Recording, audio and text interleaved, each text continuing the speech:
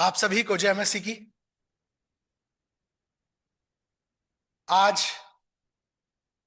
संसार की अधिकतर जनसंख्या क्रिसमस सेलिब्रेशन की प्रिपरेशन में लगी हुई है और हम लोग भी उसी में शामिल हैं। और हम भी प्रभु यीशु मसीह के जन्मदिन को मनाने की तैयारी कर रहे हैं। जैसा कि हम क्रिसमस सीजन में हैं, इसलिए मैंने इफिसियों के पत्र को होल्ड कर दिया है और नए वर्ष में फिर से उसे कंटिन्यू करेंगे। क्योंकि हम क्रिसमस सीजन में हैं, तो आज हम उसी से संबंधित परमेश्वर के वचन में से देखेंगे। क्या आपको यह मालूम है कि प्रभु यीशु मसीह इस संसार में क्यों आए?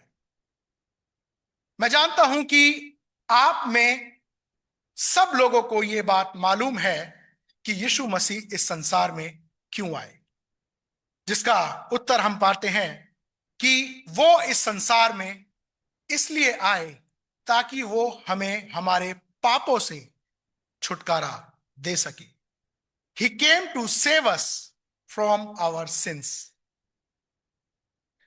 एक धर्मशास्त्री हैं, थियोलॉजियन, उनकी कोट मैं आप लोगों के साथ शेयर करना चाहता हूं। वो इस बात को कहते हैं, ही बिकेम, मतलब Jesus Christ, Jesus became what we are that he might make us what he is. अभी हमने गीत गाया, उतर आया जमीन पर खुदा इंसान बनकर।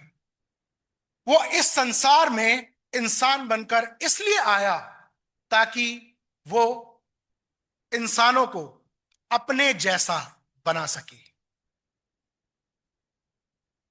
What is the meaning of Christmas? Christmas का क्या अर्थ है?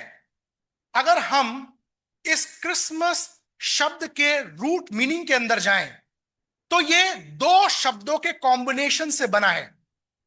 क्राइस्ट, जो ग्रीक भाषा का शब्द है, जो मसाया, जिसका अर्थ होता है द अनॉइंटेड वन और द अनॉइंटेड किंग, ये ग्रीक भाषा से आता है।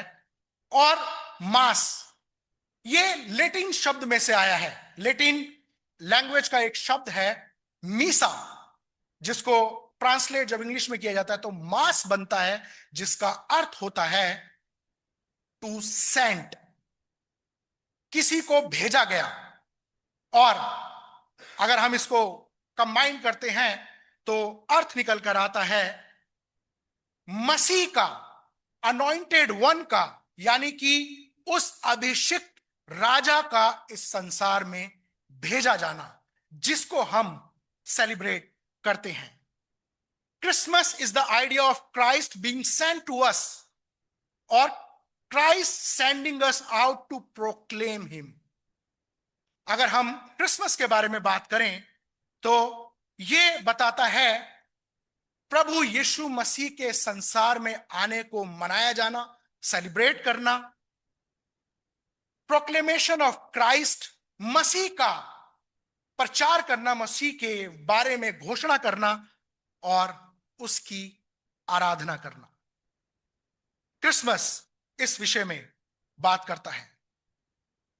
अगर हम बाइबल के अंदर प्रभु यीशु मसीह के आने के विषय में पढ़ें, तो वहां पर हम किस प्रकार का सेलिब्रेशन, किस प्रकार से प्रभु यीशु मसीह का इस संसार में आए जाने के विषय में बताया गया है, उसके विषय में आज हम परमेश्वर के वचन में से देखेंगे।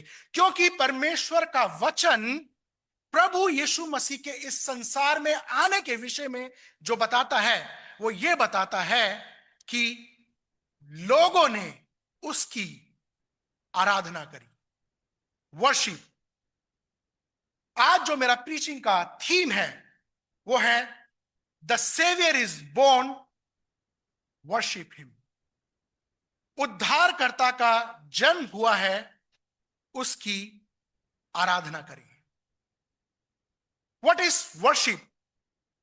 एक व्यक्ति ने कहा है, our response to who God is, what he has done, what he is doing and what he will do. उसने कहा कि यह हमारी प्रतिक्रिया है परमेश्वर को कि उसने हमारे लिए क्या किया है, वो हमारे लिए क्या करता है या कर रहा है, और वो हमारे लिए क्या करेगा। अगर हम वर्शिप यानी कि आराधना के विषय में बात करें, तो परमेश्वर ने इस संसार के हर एक धर्म, हर एक जाति, हर एक समाज, हर एक कुल, हर एक रंग, हर एक विश्वास को मानने वाले लोगों के लिए दी है, ताकि वो लोग परमेश्वर की आराधना करें। God is the object of our worship. He alone is worthy of worship. He alone deserves our worship. We cannot fake worship. हम परमेश्वर की झूठी आराधना नहीं कर सकते हैं। Worship is our response, and we need to know God when we worship Him. हमें परमेश्वर को जानना जरूरी है, तभी हम सच्ची आराधना कर सकते हैं। Without knowing God we can not worship properly, और उसको बिना जाने हम पूर्ण समर्पण से उसकी आराधना नहीं कर सकते हैं। आज जो खंड मैंने बाइबल में से लिया है, वहां से मैं 3 महत्वपूर्ण बिंदुओं को आप लोगों के साथ आज शेयर करना चाहूंगा, और ये 3 बिंदु इस घटना में परमेश्वर की आराधना के विषय में बात करते हैं। और जो मेरा पहला पॉइंट है, worship requires full surrender to the Lord Jesus Christ. आराधना के लिए प्रभु यीशु मसीह के प्रति पूर्ण समर्पण आवश्यक है। आइए हम परमेश्वर के वचन में से पढ़ें। मत्ती रचित सुसमाचार उसका 2 अध्याय और 1 पद। यहां पर इस प्रकार से लिखा है, हेरोदेस राजा के दिनों में जब यहूदिया के बैतलहम में यीशु का जन्म हुआ, तो पूर्व से कई ज्योतिषी यरूशलेम में आकर पूछने लगे, यहूदियों का राजा जिसका जन्म हुआ है कहां है? क्योंकि हमने पूर्व में उसका तारा देखा है और उसको प्रणाम करने के लिए आए हैं। जब हम इस घटना को ध्यान से पढ़ते हैं, तो यह सोचने का विषय है कि बहुत से ज्योतिषी हेरोदेस राजा के पास यह बात पूछने के लिए क्यों आए कि यहूदियों के राजा का जन्म हुआ है। अगर हम इसके लॉजिक में जाएं, तो लॉजिक इस बात को बताता है कि किसी राजा का जन्म राजमहल में ही होना चाहिए। यह लॉजिक है। थोड़ी देर के लिए इस लॉजिक को हम साइड में रख देते हैं। हम हेरोदेस के बारे में जानने का प्रयास करते हैं। यह हेरोदेस कौन था? हेरोदेस रोमी साम्राज्य के द्वारा यहूदियों के ऊपर उनका राजा करके नियुक्त किया गया था। यह ऑफिशियल किंग यहूदियों के ऊपर था। He was ruthless and cruel king. यह बहुत क्रूर राजा था जो रोमी साम्राज्य का फेवर करता था। यह हत्यारा भी था। इसने अपनी पत्नी की हत्या कर दी। इसने अपने 2 बच्चों की हत्या कर दी। क्यों? क्योंकि इसके बाद कहीं इसके बेटे इसकी राजगद्दी पर ना आ जाएं, इसलिए इसने अपने बेटों की हत्या कर दी थी। इसने सोचा कि मैं राजा हूं, मैं अपने जीवन पर कंट्रोल करता हूं, मैं एक अच्छा जीवन जी सकता हूं। असल में ये एक पापी मनुष्य था। जब ये ज्योतिषी इस राजा के पास आते हैं तो ये उसके पास क्या लेकर आते हैं? Good news. परमेश्वर का वचन एक पापी मनुष्य के पास इन ज्योतिषियों के द्वारा पहुंचता है। एक राजा जो अंधकार में था, जो पाप में अपने जीवन को व्यतीत कर रहा था, परमेश्वर ने एक ऐसी योजना बनाई कि परमेश्वर का वचन इस व्यक्ति तक पहुंच सके। लेकिन इसने उस समाचार को, उस शुभ समाचार को एक्सेप्ट नहीं किया। यह अपनी ताकत पर विश्वास करता था, यह अपने शासन पर विश्वास करता था, यह अपनी राजगद्दी पर विश्वास करता था, यह अपने धन पर विश्वास करता था। And he rejected his Redeemer. परमेश्वर का वचन एक पापी मनुष्य के पास आता है और यह व्यक्ति उस वचन को ग्रहण नहीं करता। इससे भी बढ़कर यह धर्मशास्त्रियों को बुलाता है। आइए हम पढ़ें। अगर हम 5 पद में पढ़ें, 4 पद से मैं पढ़ूंगा, तो लिखा है, तब उसने लोगों के सब याजकों और शास्त्रियों को इकट्ठा करके उनसे पूछा, मसीह का जन्म कहां होना चाहिए? उन्होंने उससे कहा, यहूदिया के बैतलहम में, क्योंकि भविष्यद्वक्ता के द्वारा यूं लिखा है। कहां? स्क्रिप्चर में, परमेश्वर के वचन में, यहूदियों के उन धर्मशास्त्रों में इस राजा के विषय में लिखा है। The word of God came to this king but he did not accept it. यूहन्ना अपने सुसमाचार में कहता है, आदि में वचन था, वचन परमेश्वर के साथ था, वचन परमेश्वर था। 5 पद में लिखा है, वचन देहधारी हुआ और अनुग्रह और सच्चाई से परिपूर्ण होकर हमारे बीच में डेरा किया। और वहां पर बहुत अच्छी बात लिखी है। अगर आप यूहन्ना रचित सुसमाचार उसका 10 पद पढ़े तो वहां लिखा है, वह जगत में था और जगत उसके द्वारा उत्पन्न हुआ और जगत ने उसे नहीं पहचाना। वह अपने घर आया और उसके अपनों ने उसे ग्रहण नहीं किया। इस राजा ने, जिसको उद्धार की आवश्यकता थी, इसने यीशु मसीह को रिजेक्ट कर दिया। क्या एक ऐसा व्यक्ति जिसने मसीह को पूर्ण रूप से ग्रहण नहीं किया है, क्या वो सच्चे हृदय से परमेश्वर की आराधना कर सकता है? नहीं। He did not surrender himself. इसने प्रभु को अपने आप को समर्पित नहीं किया। इसने सोचा कि ये अपने जीवन का स्वामी है, ये अपने पद पर, अपने अधिकार पर, अपने रुतबे पर घमंड करता था, इसलिए उसने उस प्रभु को ग्रहण नहीं किया। Friends, worship requires all surrender to the Jesus Christ.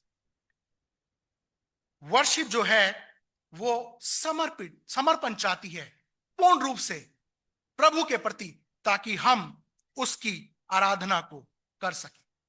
लेकिन यहां पर एक और ग्रुप है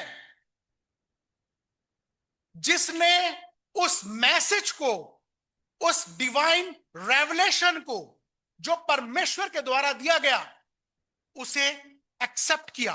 कौन था वो? कौन था? ये ज्योतिषी। आइए हम परमेश्वर के वचन में पढ़ें। इनके विषय में लिखा है, दो अध्याय में वापस जाएंगे। लिखा है यहूदियों के राजा का जन्म हुआ है, जन्म हुआ है, कहां है? क्योंकि हमने पूर्व में उसका तारा देखा है और उसको प्रणाम करने को आए हैं। आपकी ट्रांसलेशन, जो हिंदी ट्रांसलेशन है, उसमें लिखा है प्रणाम करने को आए हैं, लेकिन असली ट्रांसलेशन के अंदर, आप इंग्लिश ट्रांसलेशन के अंदर भी देखेंगे तो वहां पर लिखा है we came to worship him. इन्होंने कहा कि हम उसकी आराधना करने के लिए आए हैं।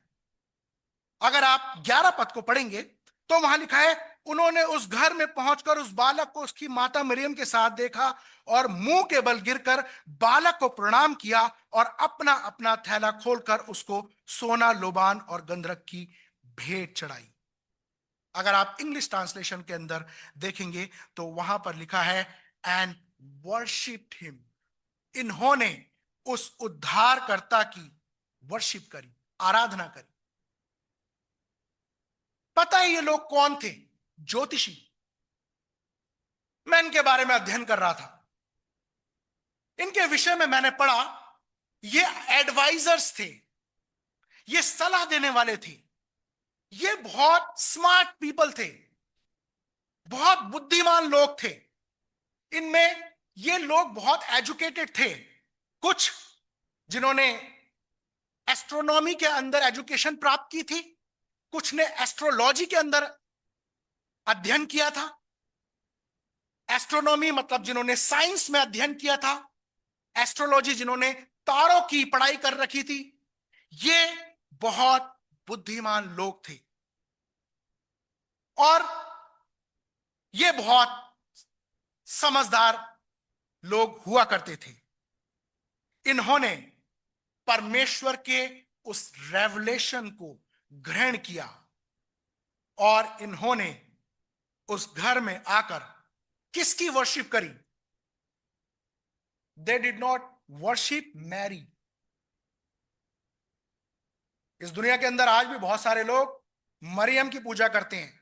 परमेश्वर के वचन में क्या लिखा है? बालक को प्रणाम किया। दे डिड नॉट वर्शिप जोसेफ। इन्होंने यूसुफ की आराधना नहीं करी, बल्कि इन्होंने उस उद्धारकर्ता की आराधना करी, उसकी वर्शिप करी। Friends, worship requires full surrender to the Lord Jesus Christ. हमें पूर्ण रूप से परमेश्वर को अपने आप को समर्पित करने की जरूरत है, तभी हमारी सच्ची आराधना उसको ग्रहण होती है। Second point, worship involves sacrificial giving. Worship involves sacrificial giving. आराधना में बलिदान पूर्वक देना शामिल है। अगर आप 11 पद को पढ़ें, आइए हम 11 पद को पढ़ें, तो यहां पर लिखा है उन्होंने उस घर में पहुंचकर उस बालक को उसकी माता मरियम के साथ देखा और मुंह के बल गिरकर बालक को प्रणाम किया और अपना अपना थैला खोलकर उसको सोना, लोबान और गंधरस की भेंट चढ़ाई। इनके विषय में लिखा है कि इन्होंने सोना, लोबान और मुर प्रभु यीशु मसीह को भेंट किया। ये प्रभु यीशु मसीह को ढूंढते ढूंढते, पता इनको कितने वर्ष हो गए थे? लगभग 2 से 3 वर्ष प्रभु यीशु मसीह को ये ढूंढ रहे थे। और जब ये उसके पास आए तो इन्होंने प्रभु यीशु मसीह को समर्पित की अपनी भेंट। बाइबल के अंदर लिखा है इन्होंने सोना, मुर, लोबान, ये 3 भेंटें समर्पित की, लेकिन इससे भी बढ़कर इन्होंने क्या क्या चीजें समर्पित की? कई वर्षों से ये प्रभु यीशु मसीह को ढूंढ रहे हैं। इन्होंने अपना समय दिया है, इन्होंने अपने परिवार को छोड़ दिया है, इन्होंने अपने गांव को छोड़ दिया है। ये सब कुछ छोड़कर उस उद्धारकर्ता को ढूंढ रहे हैं। इन्होंने अपनी नौकरी वोकरी सब छोड़ दी है, ये उस प्रभु को ढूंढ रहे हैं। इन्होंने अपना सब कुछ प्रभु के लिए समर्पित किया है। मैं ये नहीं कह रहा आपसे कि आप अपनी जॉब छोड़ दें, आप अपने कामों को छोड़ दें, बट यहां पर हृदय की बात है। यहां पर ये किस हृदय से परमेश्वर को कुछ दे रहे हैं। True worship involves giving. इन्होंने बचा हुआ नहीं दिया, इन्होंने सस्ती चीजें प्रभु को समर्पित नहीं करी। सोना महंगा, जो लोबान ये लेकर आए थे, जो मुर ये लेकर आए थे, एक्सपेंसिव मुर, ये सब चीजें बहुत एक्सपेंसिव हुआ करती थी उस समय में। इन्होंने जो समर्पित प्रभु को किया वो लेफ्ट आउट नहीं किया, बल्कि इन्होंने सबसे महत्वपूर्ण चीजें प्रभु को समर्पित की है। कई बार जब हम प्रभु को देने की बात आती है, हम प्रभु को अपना समय तक भी नहीं दे पाते हैं। कई बार हमें चर्च में आने के लिए कई बार बहुत से एक्सक्यूजेस देने पड़ते हैं। मैं आप सभी को अप्रिशिएट करना चाहूंगा जो रेगुलर चर्च सर्विस को अटेंड करते हैं, और नहीं भी कर पाते तो ऑनलाइन करते हैं, और जो बहुत दूर से आते हैं और वो एक्सक्यूज नहीं देते। ट्रैफिक था, लेकिन वो आराधना को सबसे पहली प्रायोरिटी देते हैं। यहां पर giving our hearts to God, giving our time and attention, giving our lives in obedience, giving our lives to serve others. यहां पर इन्होंने बेस्ट अपने प्रभु के लिए दिया। आप और मैं क्या प्रभु के लिए अपनी अच्छी से अच्छी बहुमूल्य चीज समर्पित कर सकते हैं? यह आज सोचने की बात है। इन्होंने सबसे बेस्ट चीजें प्रभु को समर्पित की। परमेश्वर की वेदी पर जो जानवर डिफेक्टेड होते थे उनको याजक रिजेक्ट कर देता था, और उनसे कहा जाता था दूसरा जानवर खरीद कर लाओ। परमेश्वर को डिफेक्टेड चीजें एक्सेप्टेबल नहीं है। True worship involves sacrificial giving. Third point, true worship requires obedience. अगर हम परमेश्वर की आराधना कर रहे हैं लेकिन उसकी आज्ञा का पालन नहीं कर रहे हैं, हमारी आराधना परमेश्वर की निकटता में ग्रहण योग्य नहीं है। आइए हम परमेश्वर के वचन में से पढ़ें। 2 अध्याय का 12 पद लिखा है, तब स्वप्न में यह चेतावनी पाकर कि हेरोदेस के पास फिर ना जाना, वे दूसरे मार्ग से अपने देश को चले गए। जब इन्होंने स्वप्न में यह दर्शन पाया कि इन्हें वापस हेरोदेस के पास नहीं जाना है,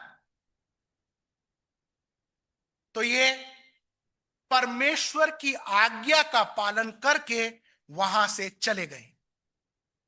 इन्होंने परमेश्वर की आज्ञा का पालन किया। बाइबल के अंदर एक और ग्रुप है, उस ग्रुप के बारे में भी अगर हम देखें, अगर हम लूका रचित सुसमाचार उसका 2 अध्याय और 8 पद, वहां पर लिखा है, और उस देश में कितने गडरिये थे जो रात को मैदान में रहकर अपने झुंड का पहरा देते थे, और प्रभु का एक दूत उनके पास आकर खड़ा हुआ और प्रभु का तेज उनके चारों ओर चमका और वे डर गए। तब स्वर्गदूत ने उनसे कहा, मत डरो, क्योंकि देखो मैं तुम्हें बड़े आनंद का सुसमाचार सुनाता हूं, जो सब लोगों के लिए होगा, कि आज दाऊद के नगर में तुम्हारे लिए एक उद्धारकर्ता जन्मा है, और यही मसीह प्रभु है। 15 पद से पढ़ूंगा मैं। लिखा है, जब स्वर्गदूतों ने उनके पास से स्वर्ग को चले गए, तो गडरियों ने आपस में कहा, आओ हम बैतलहम जाकर ये बात जो हुई है और जिसे प्रभु ने हमें बताया है देखें। और उन्होंने तुरंत जाकर मरियम और यूसुफ को चरनी में उस बालक को पड़ा देखा। गडरियों का काम क्या होता था? गडरियों का काम होता था कि वो भेड़ बकरियों की, जो परमेश्वर को बलिदान चढ़ाए जाते थे, उनकी रखवाली करे। ये रात दिन उनकी रखवाली किया करते थे। क्यों रखवाली किया करते थे? अगर कोई भी जानवर डिफेक्ट हो गया, उसको चोट लग गई या उसको कोई भी प्रॉब्लम हो गई, वो उनको नुकसान होता था, क्योंकि वो परमेश्वर की निकटता में ग्रहण योग्य नहीं था, कोई उसको नहीं खरीदेगा। ये बहुत ध्यान से उनकी रखवाली किया करते थे। लेकिन जब परमेश्वर का वचन इनके पास पहुंचा, तो ये सब कुछ छोड़कर उस प्रभु को मिलने के लिए वहां से चले गए। इनके जीवन में जो सबसे ज्यादा इनके लिए इंपॉर्टेंट थी, वो चीजें छोड़कर ये प्रभु से भेंट करने के लिए गए। इन्होंने परमेश्वर की आज्ञा का पालन किया, और इन्होंने वहां जाकर क्या किया? अगर आप 20 पद में पढ़ें तो वहां पर लिखा है, और गडरिये जैसा उनसे कहा गया था वैसा ही सब सुनकर और देखकर परमेश्वर की महिमा और स्तुति करते हुए लौटे। अगर आप इंग्लिश ट्रांसलेशन के अंदर पढ़ेंगे तो वहां लिखा है, दे वर्शिप्ड हिम।